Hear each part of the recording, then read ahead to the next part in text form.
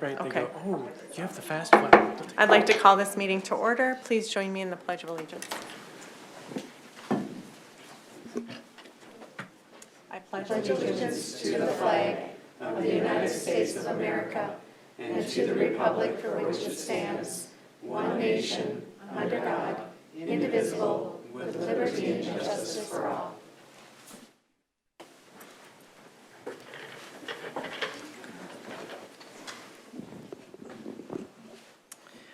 Roll call. All board members are in attendance this evening, and we will start with open forum.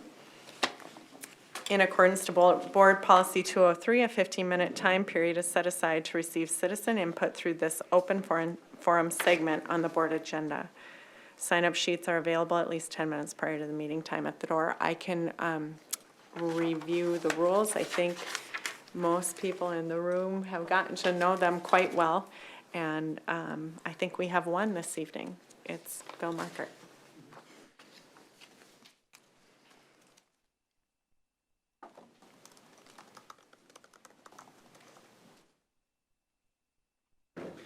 Thank you. Congratulations to all the board members. Regarding the committees, the discussion regarding the committees, I just have a couple comments on them.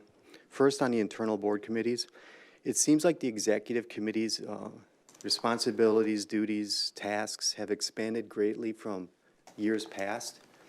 My concern is that the executive committee is going to filter and/or keep close to their chest things that maybe the whole board wants to hear about, not just the executive committee members. So I want to make sure that the new board members, specifically Amy and Lisa, can either like sit in on those as an observer so we all hear what the executive committee is talking about. That's a concern I have, and I hope you consider that. Secondly, the Finance Advisory Committee, which I'm a member of, it's still listed under internal board members on the document that was produced tonight for the meeting. And you probably should change that title just to make sure it's clear that there's still community members that are part of that committee, and it's not just an internal board committee. Okay, and that's just a clerical thing, I think, but it should be clear. And I did look, Amy, at the policy, and it does say that it's made up of community members as well as board members, but in the document tonight that you guys looked at the last meeting, it's still under that category. Hopefully that made sense. There's a new Teaching and Learning Advisory Committee. I'm hoping that the board can explain what that is. That wasn't listed in prior years. And then the Public and Engagement and Legislative Committee was removed. If you can explain why that was removed from the list of committees. And then why isn't the public invited to sit on the Policy Advisory Committee? And then lastly, the District Curriculum Advisory Council was eliminated as well. And that used to have community members on it too. And maybe I just overlooked where it is, or there's a different committee that's going to be talking about curriculum, but I hope that the community is involved in discussions with curriculum, and it's not just done by Dr. Thomas and staff. That's all. Thank you. You can address it via email or just to the public any way you want to do that. Okay? And you don't have to do it tonight. Thank you. Okay. Thank you for your feedback. We will be in touch.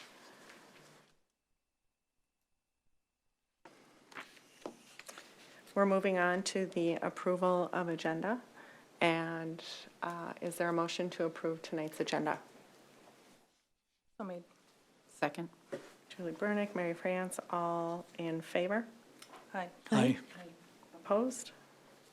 Passes 7-0. And we move on to the consent agenda. The consent agenda items are considered to be routine in nature and will be enacted by one motion. There will be no separate discussion of these items unless a board member or citizen so requests, in which event that item will be removed as a consent agenda item and addressed. These include the financials, which are the check wire transfer disbursement summary, wire transfer EFT and ACH banking activity, bank reconciliation statement for November 2022, PMA financial, monthly wire detail, monthly health dental wire detail, monthly check detail, monthly ACH detail. Also, the monthly enrollment report in the board packet.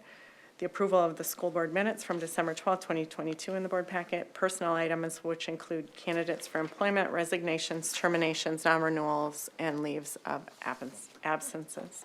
Can I get a motion on the consent agenda approval? So made. Jessica, second. Second. Enrique. All in favor? Aye. Opposed? That passes 7-0. We will move on to item number 7, the resolution for acceptance of gifts. And tonight, I'm sorry, bear with me.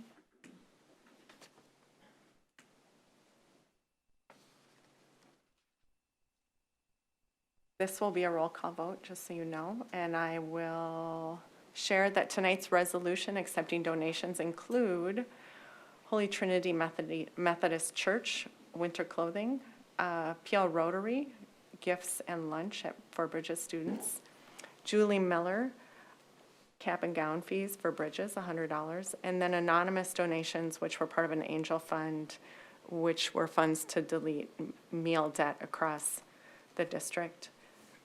Also, Prior Lake High School anatomy and physiology classes, students, there were miscellaneous donations from a large number of students that you can read in your packet. This is a roll call vote. Do I need a motion? I need a motion. So made. So made by Julie, Second. seconded by Lisa, and I'll roll call vote. I'll start with Lisa. Aye. Enrique? Aye. Mary? Julie? Aye. Amy? Jessica? And Amy, aye. That passes 7-0. Okay, Laker Pride. Dr. Thomas has some things Thank to you. share with us tonight. Yes, thank you, Chair Crosby. This evening, we have Mr. Patrick Glenn, who is the principal of Jeffers Pond Elementary School, along with one of our instructional interventionists, Angel Stanley, and they are going to talk a little bit about what's happening at Jeffers Pond. We begin each school year with schools having school improvement plans. It's where principals do a lot of the goal setting. It's what really governs our instructional rounds and walkthroughs. And so we're about mid-year, and so Patrick and his team are going to talk a little bit about what they're doing to accelerate the reading as they unpack their data this summer at our data retreat with their building instructional leadership team and kind of where they're at so far. So with that, I will turn it over to Principal Glenn. Thank you, Dr. Thomas, Chair Crosby, board members, Dr. Thomas, Ms. Olson. Thanks for giving us an opportunity to present. We're going to get into the nitty-gritty of what we do on a daily basis. A lot of times at board meetings, there's big picture things. We're going to show what we do to service all students in the area of reading at Jeffers Pond. And Angel's going to help because she's really the wizard behind a lot of the things that happened. She's an intervention teacher, like all the elementary schools have an intervention teacher, and we work in collaboration with one another to do this good work. Our goal this year at Jeffers Pond is to raise the percentage of all students enrolled October 1 in grades 3 through 5 who earn an achievement level of meets or exceeds on the MCA reading from a 76% to a 79%. Those are the goals that we put together. They're very typical at all the elementary schools. So how do we make that happen at a lower level type of an event? And that's what we're gonna talk about today. But that's the end goal at the end. We have 508 students, K-5, roughly. That fluctuates a little bit. All of them receive core reading instruction, either in the Gen Ed or in the SPED classroom settings. Now, as of December 8th, 93 students are receiving reading interventions at Jeffers Pond, which is 18.3% of our student population. And of those 93 students, 58 are receiving what's called district-identified services. The other 35 are receiving Jeffers Pond identified service. So I'm just going to talk about those two categories he just mentioned. So the first category was district-identified students. Those are students that meet district criteria. That's the same at all the elementary schools based on their FastBridge reading scores in fall and winter, along with conversations with teachers. So they meet district criteria to receive reading interventions, so extra support in reading. And then the other category that he mentioned was what we call JP-identified students. So they might not have officially qualified based on district criteria, but the teachers are saying, hey, this group of kiddos also needs support in reading, and we're basing that based on our assessment data. So two categories. Scoop 1 and Scoop 2. So who provides those intervention services? So first and foremost, the classroom teacher does. They're licensed. They deliver the reading intervention specifically in small group or usually in small group across grade levels K through 5. And then each of the schools, like I mentioned, has an intervention teacher. Angel's focus really is in grades K through 2, and she uses specific curriculum to do that. So do the other elementary schools at the same time. We also have a few other options, though. Yep, so a relatively new opportunity for our district is Reading Corps, which you can kind of think Peace Corps for reading. So it's an outside organization that's training and recruiting volunteers to tutor in our schools. They have excellent research-based curriculum. They work one-on-one with students in grades K through 3. And then another group we use at Jeffers Pond is our noon supervisors. So with the extra time that they have during the day, they're also helping meet student need with math and reading and helping with progress monitoring, which I'm going to talk about in a second. I'm happy to report that all the elementary schools have a Reading Corps tutor this year for the first time. I'm going to say last year was kind of year number 1 for some of us, and this is year number 2, and we're all there.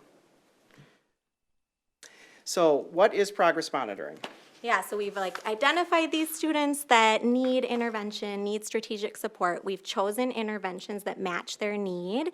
And then we also went away to monitor their progress, like are they growing as a reader? And that's what progress monitoring is. It's just weekly or every other week, you're taking a little quick assessment on that student and gathering that data over time to see if they're making progress towards their reading goals. And in general, like research would say, if they have a rate of improvement of 0.8 or greater, you have this go upness, you're saying, yay, the intervention is working. And if not, those are the kiddos we're gonna zoom in on and try to have more conversation about. We use FastBridge Learning's progress monitoring tools for reading. Everybody does in our district. And at Jeffers Pond, we're right now monitoring 77 out of 93 of those intervention students. So we get into the details. In the fall, on October 3rd and 4th, we hosted what we would call our data days. And it's really for grades 2 through 5. It's a focus on diving into the details of how we service the kids. This day requires substitutes. And so I am so excited to hear that we have more early releases next year that will maybe eliminate the need for that with our challenge for substitutes. So thank you, board members, that were a part of that decision. Very excited for that. We need to get teams together. They need to have time together to meet and put together what I would call our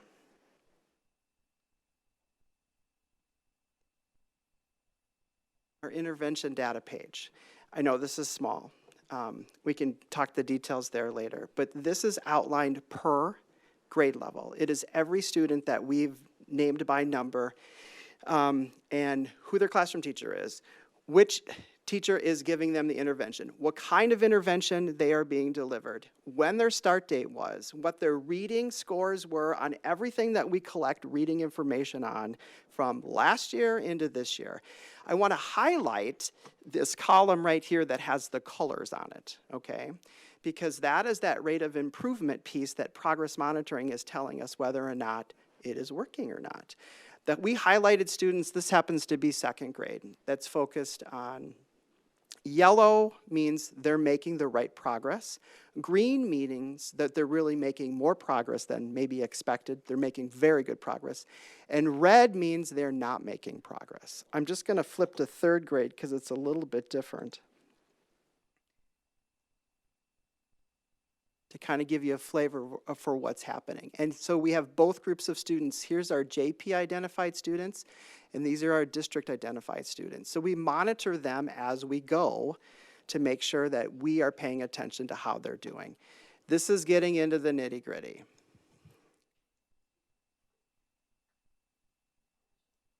I'm going to bring it back here. On December 7th, we had our early release day, and we did our updating of our data pages on that point. We're going to do this again in February, and we'll do it again in April. We'll either dedicate an early release day to get teams together to do that as part of their learning team work, or we'll use a learning team time during the week to do that. We are tracking our students, all of them with reading, to make sure that we're doing the best job that we can. Yeah, and that data page really facilitates conversation because then different staff members that work with students at different times can look at the same data and talk about those students. So just for example, on the right-hand side of this slide, like this is the specific work we did on the December 7th early release day. The teachers met in grade level teams. They looked at that data page and they looked at each student, talked about their progress, talked about their intervention, and made decisions based on that data. So these were the decisions that they made. So of the 77 progress monitored students at that time, 44 were making adequate progress. We're celebrating that, and we're usually continuing their intervention. Like, look, they're going, let's keep it going. 14 of them at that time weren't making the progress we wanted, so those were the kids we're having really big conversations about. Do we need to change an intervention? Do we need to change frequency? What's going on? What other data can we look at to give us information about the whole kiddo there? And then 12 at that time needed more data points. Maybe they were sick. Maybe they started the intervention a little later. We want to look at them over time, so we're not going to make decisions unless we have enough data to make that decision. 3 students had interventions that they changed. They made a new plan for, and then we're ready to roll with that after that early release day. And then 4 students were exited. They made incredible growth. They were meeting grade level benchmarks. They didn't need extra support in reading anymore. And we'll continue that exiting after this winter round of testing. So we're about to do this benchmark testing for all students with FastBridge again in January. Now, this is specific to Jeffers Pond, but each of the elementary schools has a way to monitor their students too. This is getting into the details so that you can see what we do. Wins. So our teachers' understanding and comfortability with FastBridge learning, especially with reports, is growing. There's a win that's happening here. We're very excited about FastBridge and what it offers us, specifically because it provides a pathway to an identified intervention based on a student's performance. It will give us, based on how they do, which intervention we should do. That is very much helping us out. It's not perfect. It doesn't match everything entirely perfect, but it does a very nice job of leading to us which one of the interventions are we going to start. We go back, we load that in on their data page, and so we know where each of our kids is, what they're going to be doing. All of the students working with the Reading Core tutor at Jeffers Pond have made adequate or substantial gains. That has been a really that is working. We want to keep that going. Challenges. In our present model, we service only about 20 plus students in math and only in grades 4 and 5. We're out of staffing. We don't have enough staffing to do the work that we need to do at the robust level, or we have to be very creative about that. This is the first year we're utilizing the FastBridge Learning Math Intervention, so we are learning as we go, and that's important. And I said limited staffing. We had put in to try and been granted a math tutor, and we just weren't able to fill that position. So maybe in the future when we fill that position, that's going to make the work that we need. So in summary, coordinating, implementing, monitoring, and research-based interventions delivered with high-quality instruction, those are the details that put our school on track to develop all students as readers and help secure our SCIP goal success. We want to thank today and shout out to the people that are part of this process that aren't with us today that make interventions happen at school, and the parent volunteers that are there as well. Thank you. Thank you. Anybody have any questions related to this work? Because we love to talk about this stuff. We'll take up as much. I'll ask a question. It's an acronym question. What is the SCIP goal? School improvement, school continuous improvement plan. Thank you. You think I would be able to rattle that one off. The SCIP is the document where we create, and then track the evidence of our school goals each year. And so we have 2 identified goals on each of our building skip plans. Thank you. I have a question, and apologies if I missed it, so thank you for being here tonight. The 77 of 93 students are being progress monitored. Yes. So what about the other 16? Yeah, so that, every student has a plan. Some students are only getting interventions maybe once a week or twice a week, and so those students, it doesn't make sense to also monitor once a week. The kids that are getting interventions 5 times a week with a district-identified plan, every single one of those are being progress monitored. So it just kind of depended on their plan, whether it made sense. Also, some of them were doing, their intervention wasn't easily progress monitored through FastBridge, so the teacher is using grade level assessments to monitor their progress instead of these FastBridge assessments. It's, right? Yeah, no, Is that absolutely. kind of- Those are the 2 yeah. things we actually talked about. Yeah. So, yeah. So they're still being watched closely, but they might not be using specific FastBridge progress monitoring. Our focus is on all of them. We want to track each one of them on how they're doing. And there are some things that aren't in place for all of them to be able to do that very easily, but it doesn't mean we don't keep track of who they are and what they're doing and then how they're going to be graded at the end of a semester. Every child is different. Every child is monitored differently, learns differently. Yeah, great, thank you.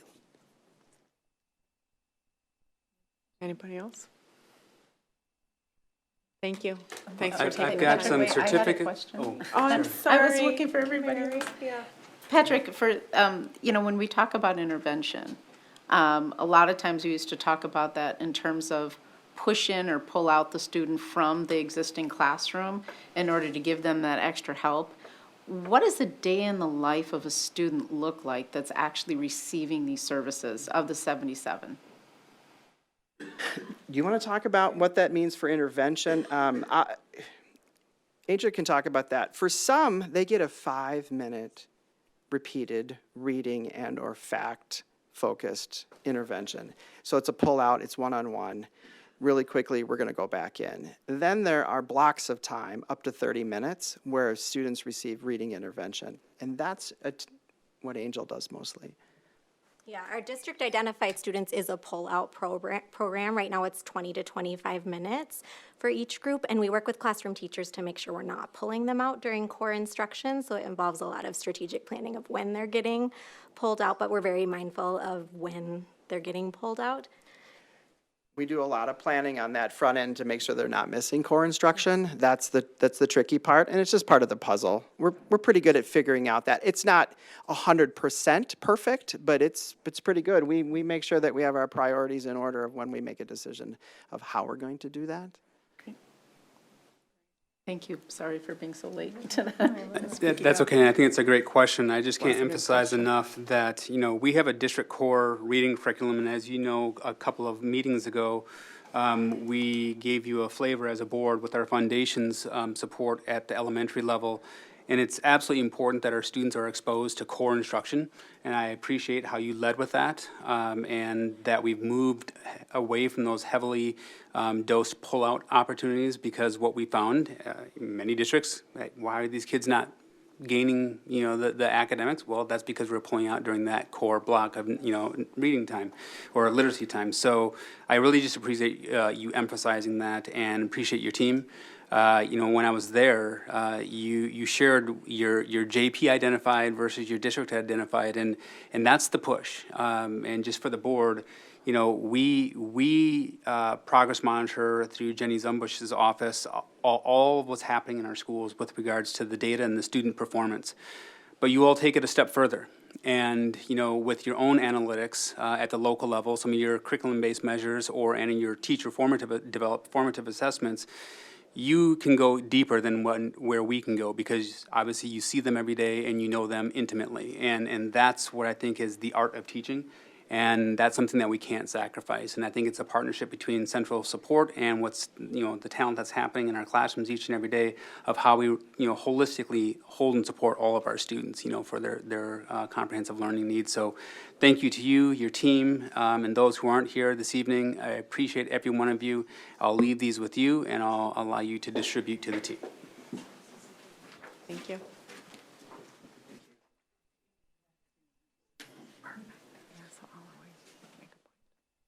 I'll try to.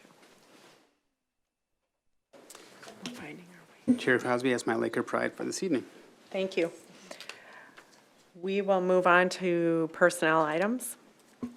And I will also hand it off to, Thank you so Dr. much. Thomas. Yeah, we've got a few items here that I'll have our interim director of human resources speak to this evening. Good afternoon, members of the board, Dr. Thomas. We're bringing forward the approval for 9A, the approval of the secretary's tentative agreement as outlined in your contract with enhancements to the school closing language, fiscal year 23-24 reduction in medical insurance to up to double gold single down to single or VIBA single premium, addition of VIBA HRA language, enhancement to personal leave language for employees who are not eligible for vacation benefits, enhancements to the tax sheltered annuity language, and then the salary schedule enhancements for year one, a 1.75%, and year two, a 2.25%. The compounded percentage increase over the base year is 6.701, which is $231,993. I will ask for a motion to approve. So made. Mary, and a second? Second. We'll give it to Amy. And any discussion at this point? I'd like to make a comment. First of all, I know how hard everyone worked on this contract.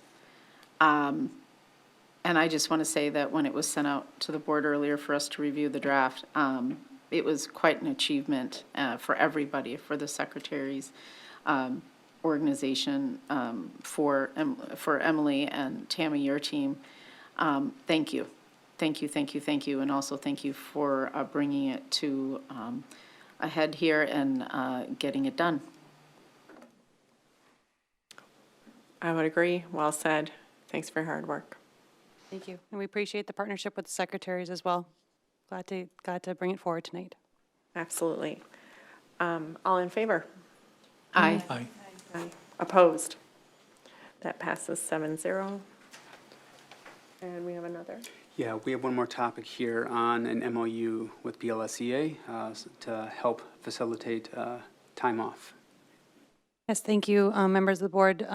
Dr. Thomas, we're bringing forward for 9B a request for your approval for a memorandum of understanding to waive a limit in the contract currently with our teachers that requires them to take their their sick leave in a 2-hour increment. And we're asking to waive that and bring it down to a 15-minute increment in hopes from both parties that will help reduce the amount of absences and reduce the number of substitute requests and allow for teachers to be able to take their time off at the beginning of the day or the end of the day that will better suit their needs as well without having to take a 2-hour block of time when it's not necessary. So bringing forward this MOU for your review and approval. So I'll ask for a motion to approve this MOU. Made. Julie, second. Second. Enrique, any discussion? More a comment. I appreciate having the additional context. That was one of the questions I had of what was the genesis and what's the scope and why are we reducing by that amount? Is it, just in this one instance or is it moving forward? But it definitely makes sense as a way to minimize the need to take so much time off if you're not going to be absent so much or only require a certain small amount of time. And we know the statewide staffing shortages and substitute shortages, so this seems like a very good measure. Thank you. Yes, thank you. And our hope is to try it out for the year, see what it looks like, and we'll be opening up negotiations with them for next year, or we can determine if this is something we want to move forward with, if both parties want to move forward with it or not. So hoping that this next few months here can show whether or not this will be effective. That's great, and very creative solutions. All right, all in favor of the approval of the PLSCA memo of understanding? Aye. Opposed? Passes 7-0. We have no unfinished business. We'll move to new business. And I'll hand it off to Dr. Thomas for the approval of a resolution. Thank you, Chair Crosby. Tonight, we'll have Tammy Ferguson, our Executive Director of Business Services, share a brief presentation for the board on this matter. Thank you, Dr. Thomas. Members of the board, we have an opportunity in front of us now. The interest rates in the bond market have gone up, so we have an opportunity to take two of our general obligation school building bonds and refund them. We would save the district about $227,000 on our debt service, which will impact our taxpayers moving forward. The interest rates, we're anticipating to be about 5% when the bond sale closes. The resolution tonight is just authorizing us to move forward with the bond sales. The February 1st will be the call date, and then on February 13th, there will be the actual sale. And Eilers, who is our bond investment handling this transaction, will be here to tell us who purchased the bonds, and it will extend the bond dates out to 2028. If you have any questions, I'm happy to answer them. Thank you. First, we'll look for a motion to approve the resolution. So made. By Mary, second. Second? By Enrique, and any discussion or questions for Director Frederickson? Mary? Tammy, do you run the new amortization schedule, or do we get that only from Ellers? Ehlers has it. Okay. Right now, the current bonds are, the larger one is at 4%, and the smaller one is somewhere between 2.6 and 3.5.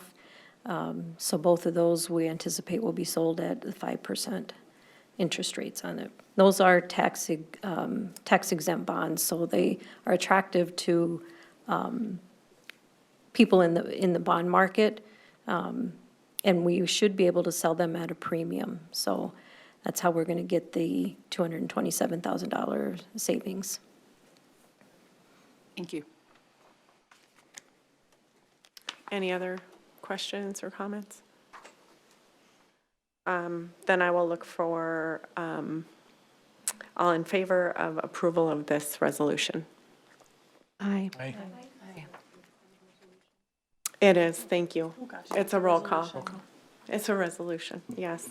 So I will start with Lisa. Aye. Enrique? Aye. Mary? Aye. Julie? Aye. Amy? Aye. Jessica? Aye. Aye. That passes 7-0. Roll call vote. Thanks for the reminder. We'll move on to proclamation for School Safety and Security Staff Appreciation Week. We have a proclamation to read, and Mary is going to read that for us. So Jim, this is for you. We'll read it, yes, okay. School Safety and Security Staff Appreciation Week is January 9th through the 13th, 2023. Prior Lake Savage Area Schools recognizes January 9th through the 13th, 2023 as School Safety and Security Staff Appreciation Week.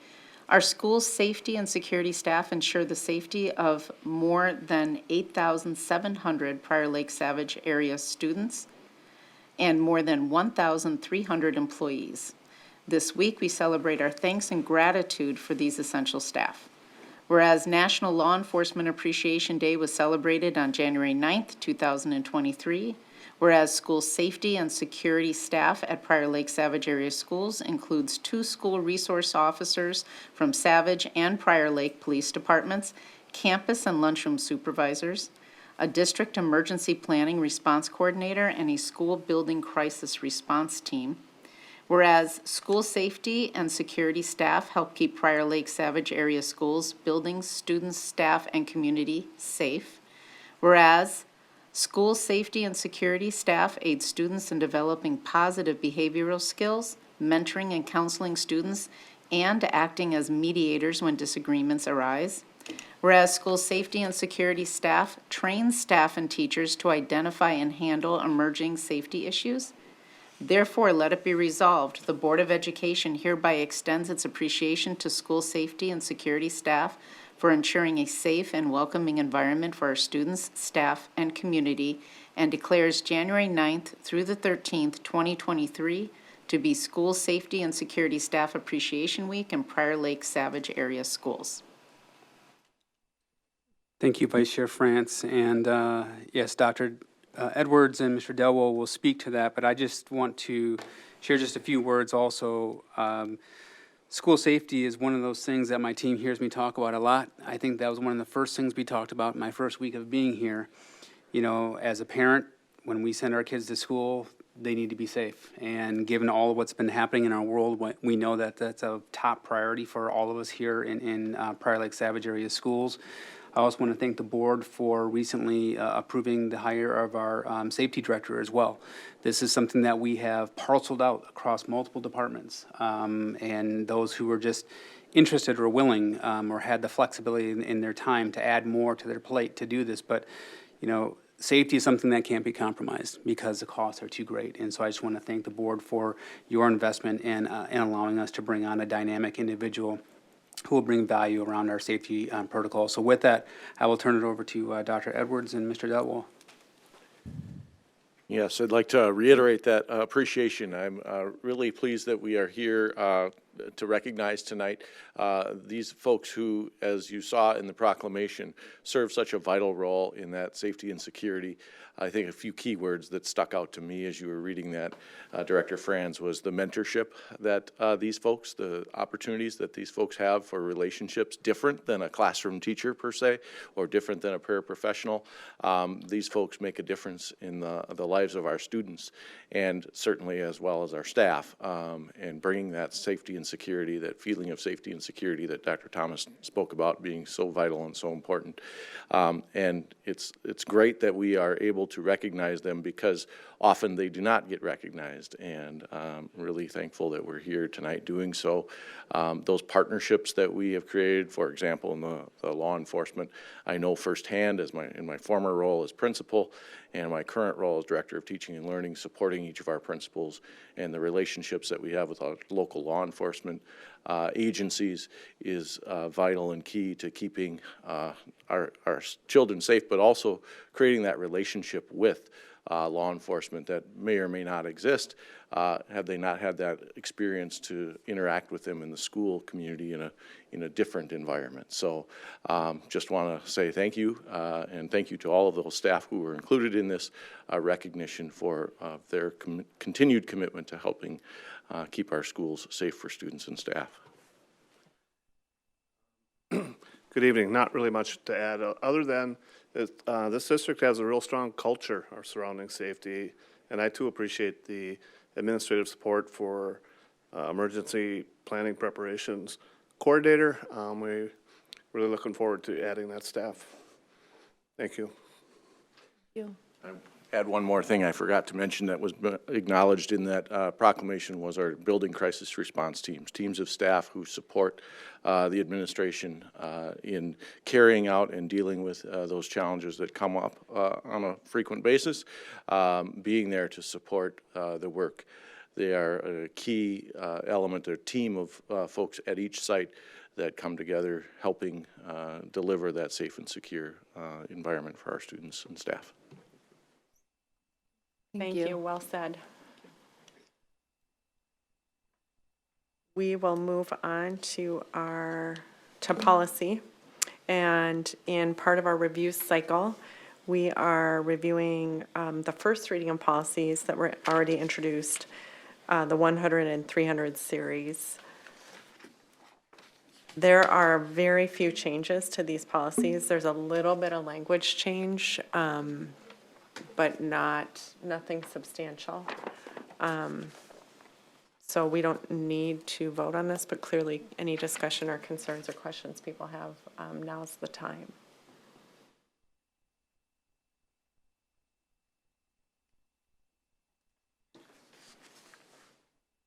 Did you want to call out each policy number?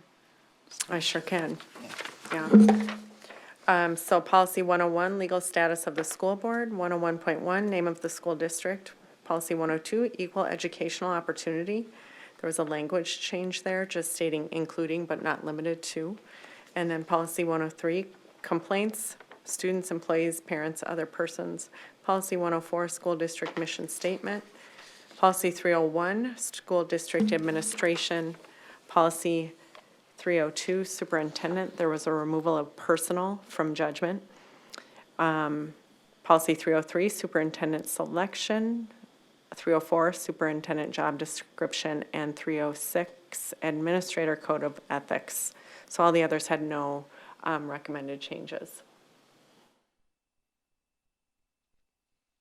We can move on to the second reading of policies, which include policy 506, student discipline. All of these are in your packet with any updates. Policy 506.1, bullying prohibition, and policy 804, energy efficiency.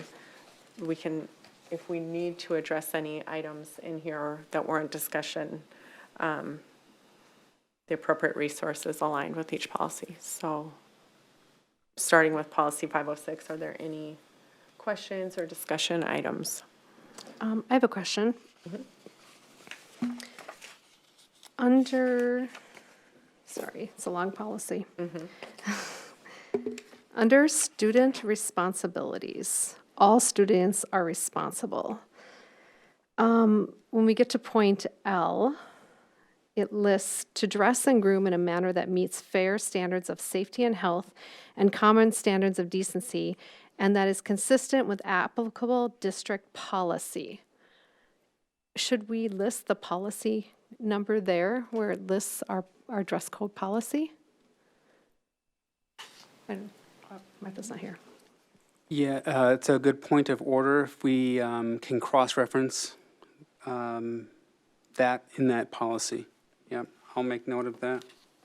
And then right underneath that, point M, it says to avoid inaccuracies, indecent or obscene language in student newspapers or publications. And I'm just wondering if there's a way to include, in reading this policy, I did not see, and maybe I missed it, like I said, it's a lengthy policy. I didn't see anything that was referenced to social media. And with social media having such an impact on our children's lives and often their behavior decisions in discipline. What page are you on? Oh, I am On the printed.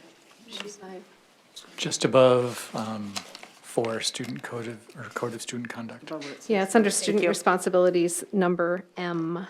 All students are responsible. So we talk in there in that policy about basically their behavior, or no indecent or obscene language in student newspapers or publications. But right now, there's many students' Instagram sites, Instagram pages, and so I'm wondering if they were to post something disparaging the district or another student on social media, if that would fall underneath there.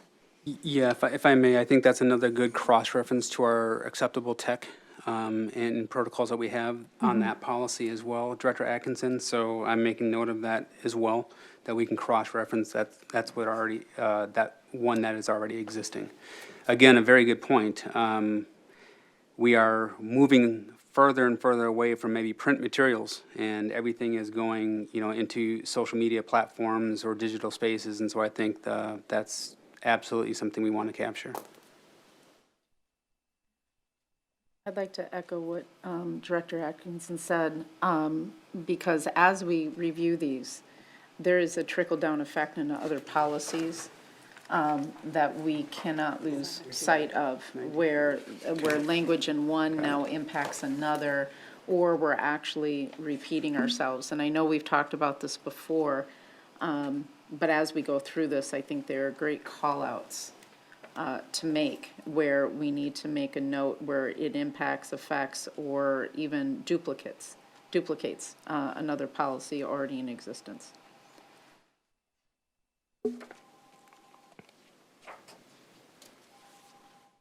I agree. I have one question. I'm sorry, Director Atkinson, are you done? I have one other point in ahead. reading the policy. And so this is under, go 1, 2, 3. I guess it falls still under student responsibilities, but it goes all the way down to, it's point number 2. So there's a bunch of list of all the different violations. And at the end of violations, it starts out by saying, procedure for notifying students and parents or guardians of violations. And it states that parents shall be notified as deemed appropriate by school personnel of the unacceptable behavior subject to disciplinary action and the resulting disciplinary actions, except as provided otherwise by the PFDA. And I guess I'm not real comfortable with the deemed appropriate by school personnel, because as a parent, if my student was receiving disciplinary action for anything listed within this policy, as a parent, I would want to know about it. So I'd like to have some more discussion on that, of why we include the deemed appropriate by school personnel under that point, number 2. And that was in there before. I checked the policy previously, and it was in there before, so. Yeah, so we vetted this with our legal counsel, and this here allows for levels of infraction.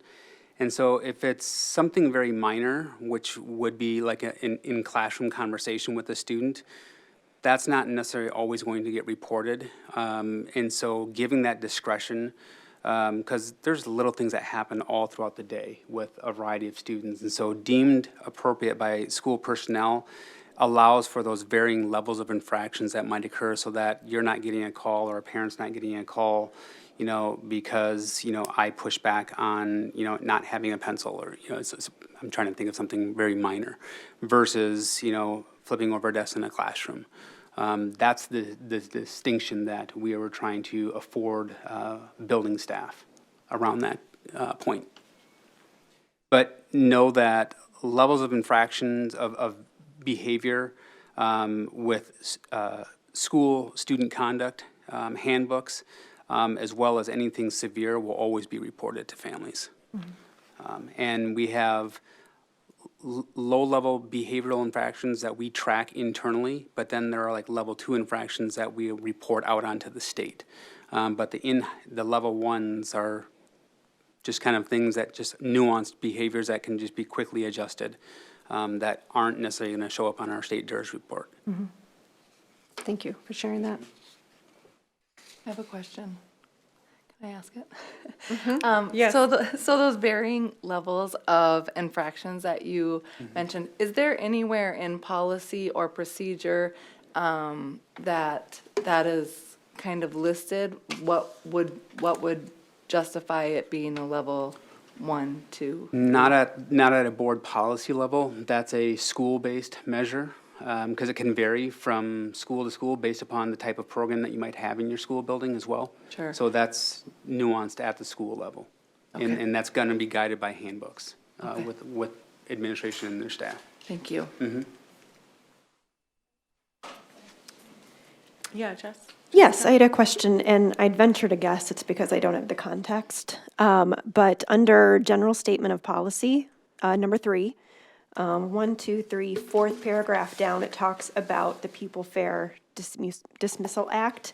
And crossed out, it says, and applies to all students in the district. Why was that crossed out? And doesn't that apply to all the students in the district? And if not, then why not? I'm not sure what page you're on, I'm Okay, sorry. I'm sorry. No, it's okay. Number 3 is Page 2. general statement of policy toward the beginning Okay. of the policy. I'm sorry, 288, I guess, in our board packet. Dr. Thomas? Yeah. May I interject? Yes, please. Yes, thank you for that question. Per the legal review of the policy, they did also scratch out anything they felt was redundant. And because the Fair Pupil Dismissal Act applies to all students, they did not feel the need to call that out additionally. Perfect. That's kind of what I figured. Thank you, Emily. Any other questions from anybody else? How about moving on to the bullying prohibition, policy 506.1?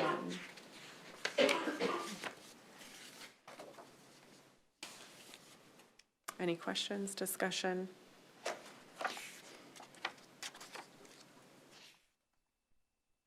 Okay. Policy 804, energy efficiency, any questions on that one? All right, we'll move on to board policy approval, of which we have none tonight, and that lends us to administrative reports. We'll start with superintendent report with Dr. Thomas. Thank you, Chair Crosby. Just a couple of things here. One, I want to just say congratulations to officially being seated to our new board members. It's going to be a fun journey together as we bring new perspectives onto the conversation, doing what's best for our kids. So congratulations to all of you, and welcome back, Enrique. Secondly, last week was quite the week with regards to weather. And that's the one thing I didn't miss about not being in Minnesota for a while was the big snow. But we did have 2 inclement weather days last week, and I just want to share with the board and the community a little bit of what's behind the curtains, because that's the most challenging decision that you have to make, because you're not necessarily going to be right, because some folks are just adamant you got to go, and then some are saying, hey, look out for safety and please don't go, and then we're all rolling the dice with our local meteorologists, who you never know where they're going to land with Mother Nature. But we did have 2 quite powerful storm days last week, and when we start tracking this weather, our team, several of us on our team, meet in advance as we see coming closer to these days to say, is it going to actually materialize? And then we have to determine if we have our students, will we have them for the duration? What's our flexibility if we're going to do early release? If we have them, it's probably safer to keep them, those kind of things. We also share some transportation with a local charter school, and so that's another factor that we have to take into account of, do we have all the buses that we need to transport our kids on either side of a storm, et cetera. And then superintendents are dialed into National Weather Service webinars from 3 or 4 in the morning, and then we're tracking and getting updates, sometimes the day prior. My preference is to always make those decisions the day before to give families ample time to plan, but you can't always do that. So we are mindful that we don't want to make decisions any later than like 5 o'clock in the morning. That would be enough time for our bus conversations, early start schools, our cafeteria workers, et cetera. And it's both about keeping our students safe as well as our staff safe. And so I just want to thank the community for being patient as we work through our Minnesota winters.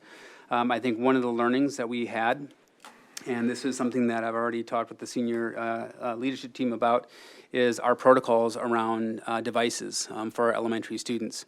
It's very clear that the protocol that we have, that they're not taking them home. I understand there's a history behind making that decision.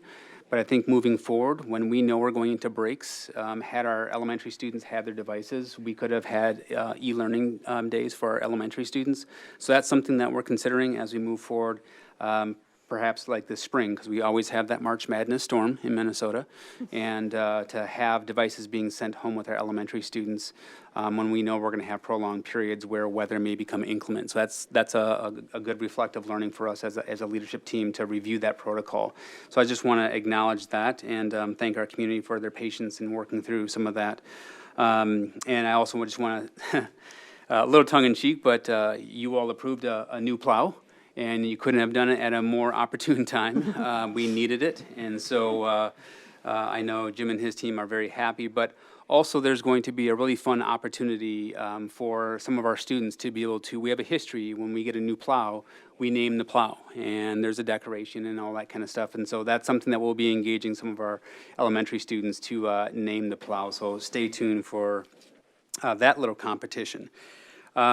We have an MLK breakfast coming up next Monday. This is the second breakfast that our region has been hosting, and this is in partnership and heavily driven by our Prior Lake Rotary Club in partnership with our district and all of our city leadership, as well as some of our faith-based community leaders as well. We do have a speaker coming in whose topic is going to be We All Speak Human, and really looking at the humanity that binds all of us together, irrespective of the various differences that make us all beautiful. What are the common elements that we need to strive for to find, that middle ground to really effectively live and lead in this community? So we're really excited for that. That's going to be between 7:30 and 10 at Prior Lake High School.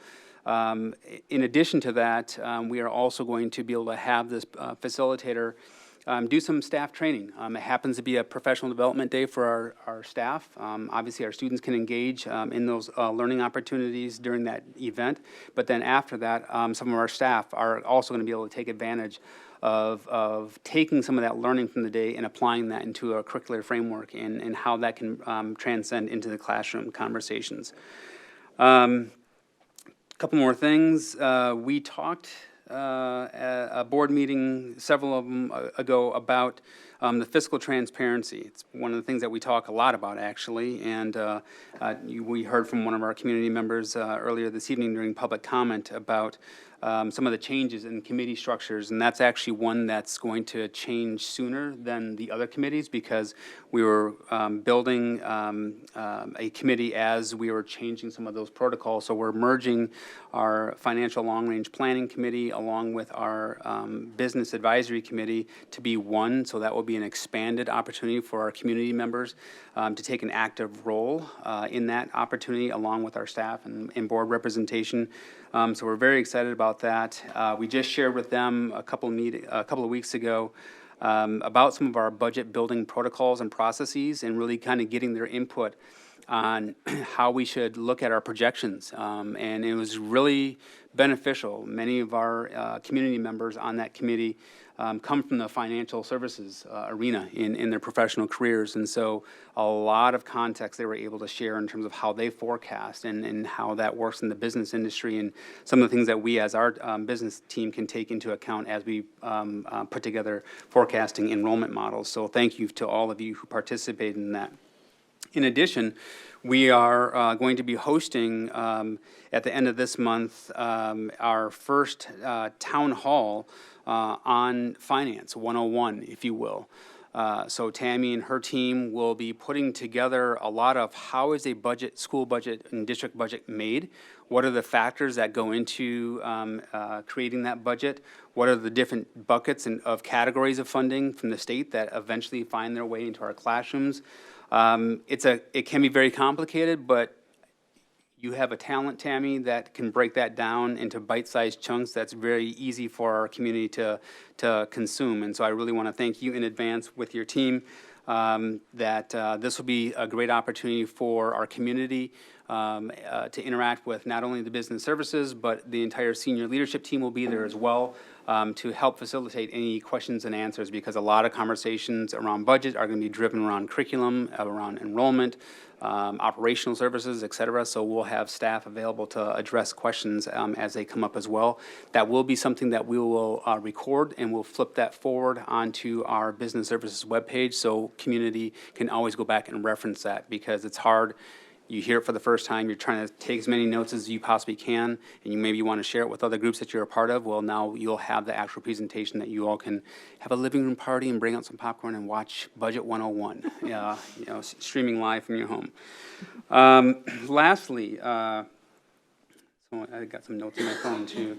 The last piece I wanted to that's January 27th, by the way, 6 o'clock at Prior Lake High School, the Town Hall Budget 101, January 27th, 6 o'clock, Prior Lake High School. I neglected to share that. And I think we're in that community room just past the office on the left-hand side when you walk into the main entrance there. So look forward to seeing many of you there. Lastly, I want to share the names. We have, over 1,300 staff in this district, and every time I go into our school, and you saw, one of our interventionists tonight, and see some of them sitting in the audience this evening, we have amazing staff doing great things on behalf of our students. And I just want to share the names of our teachers for Teacher of the Year nominations. And let's see, we have, let me see if I get all these down here. We have Carrie Bowser, Katie Devani, Jennifer Hansen, Heidi Mickelson, Heidi Murray, Ann Nelson, David Samuelson, Kyle Schecklenberg, Kristen Steer, Lisa Treat Urban, and Anna Trimberger. These are folks who are in the Teacher of the Year nominations, and so as you see the flyers throughout the district, if you're going into any of our campuses and schools, any of our media promotions, don't hesitate to brag on these folks, because they are amazing individuals. And of course, we want to put, our staff forward against any other staff in the state to become Teacher of the Year here in the state of Minnesota. So congratulations to them for their hard work and dedication. And those who might not have been nominated, know that your work does not go unseen. We have amazing staff in this district. So thank you all for what you do on behalf of our students each and every day. And that concludes my superintendent report. Thank you. Do we have any administrative reports today? Great. Director Frederickson. Thank you, Chair Crosby, board members. As you are aware, you approved the levy at our last board meeting in December. And since then, we were made aware that the Department of Education had what they called an unknown anomaly in their computer system, and the report that they sent to Scott County had a different amount than what we certified. And I think the way they described it was we had made some corrections in our adjusted pupil units to reflect the decrease in enrollment over the last 2 years. And when they went from the proposed phase to the certification phase, their system reverted the enrollment numbers back to what it was prior to, before we changed them. So the end result was we had to, the Department of Education had to revise their report, and we sent it to Scott County. But because it's a negative, it's a savings for our taxpayers, we went from a negative 2.05% decrease in the levy to a negative 3.63% decrease in the levy. State statute does not require us to do another vote. So I'm just letting you know that that did happen. We worked with, like I say, MDE and Scott County, and we've gotten everything squared away, and it should be fine on the taxpayers' property tax statements. And that's all I have. Thank you. Director Frederickson, can you just repeat again the tax savings decrease for that taxpayers can anticipate to see on their statements? Yes. The incorrect one showed a savings or a decrease in taxes of 2.05% for our taxpayers. After the correction was made, it's a negative 3.63%. So 3.63% reduction in the amount that our taxpayers will see on their property tax statements. By way of Prior Lake Savage Area Schools. Correct. Thank you. And thank you for explaining that in understandable format. I think I speak on behalf of the board. Any other administrative reports? Okay, any board reports? Yes, go ahead. Thank you. At the high school, Student Council is busy planning our winter dance. This past week, or last week, we announced our theme and date. And our theme for our winter dance this year is Sweethearts, so lots of hearts and pink and red and purple, so it should be fun. The dance is being held on February 18th from 8 to 11 p.m. at Prior Lake High School. And we also have some fun events leading up to the dance, similar to the homecoming events that we held. This includes coronation for Sweethearts Court, a school-wide dodgeball tournament, royalty bus tour, so that's where our court from Sweethearts goes to elementary schools and they get to talk with students. So that's always fun for the court. And then on Friday before the dance, we have our Pep Fest with lots of fun events too. In that Pep Fest, and then our Spirit Days have also been approved by our administration at the Prior Lake High School. We will be announcing these through a Spirit Day video the week prior to the dance, and we're just excited for the week of Sweethearts, so it should be fun. Yep. Thank you. Thank Sounds fun. Any other board reports? Oh, okay, that just leaves me, and I don't have a lot to report, but I'll say thank you to the community. Thank you. It's exciting to have new membership on the board. We're excited for the year for sure. A lot of new leadership in the district, which is also exciting.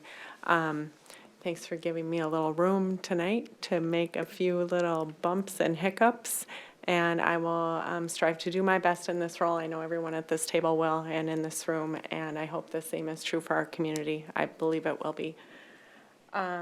In terms of future events, we have our MSBA Leadership Conference that all are registered for. That's later this week, which is great timing.